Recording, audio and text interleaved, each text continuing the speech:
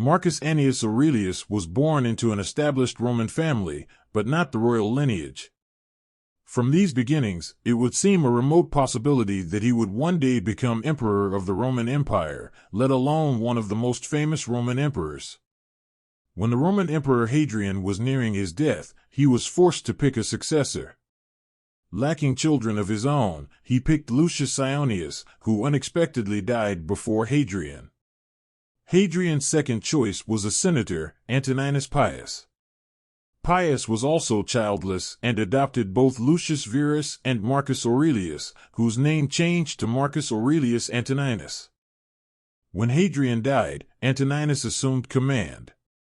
The education of Marcus and Lucius took on a new urgency, as they were next in line. Marcus studied under renowned Athenian rhetorician Herodes Atticus as well as Marcus Fronto. When Antoninus died in 161, Marcus and Lucius assumed the roles of co-emperors. Lucius would die in 169, leaving Marcus the sole emperor from 169 to 180. Marcus's rule was not an easy period for the Roman Republic. The last years of Pius saw the empire attacked on all sides. The Parthian War lasted from 161 to 166. While the Romans won the war, they brought back a plague which would eventually kill 5 million people. The Gauls were attacking the northern Roman border, both in Gaul and across the Danube. If this wasn't enough to deal with, Christianity was rising and assuming increasing political power. The last of the 5 good emperors, Marcus Aurelius, is a reminder that despite the saying that absolute power corrupts absolutely, that is not always the case. At the time of his death, he was one of the most powerful people on earth.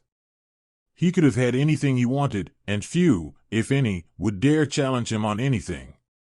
And yet he proved himself deserving of the power he held. Under Marcus Aurelius, the empire was guided by virtue and wisdom. Today we are left with his journal, his meditations. The work is a landmark of Stoic philosophy that has guided both powerful and common men and women for thousands of years. While Meditations was never intended for publication, it remains in print to this day and is perhaps as popular as ever.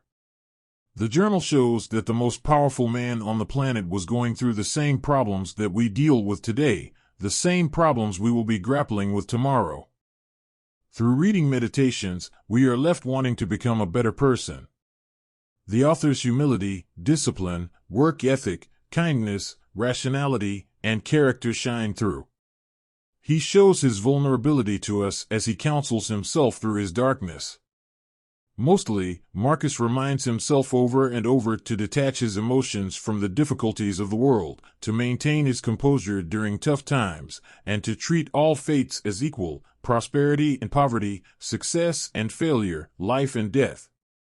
We know this philosophy is Stoicism, practiced by not just Marcus, but also Seneca, Epictetus, Diogenes, and so many others. When Marcus Aurelius died and his successor took his place, the Roman world began a decline that it would never recover from. His extraordinary wisdom is among the most valuable we can study. If you like this video, you can subscribe and like it.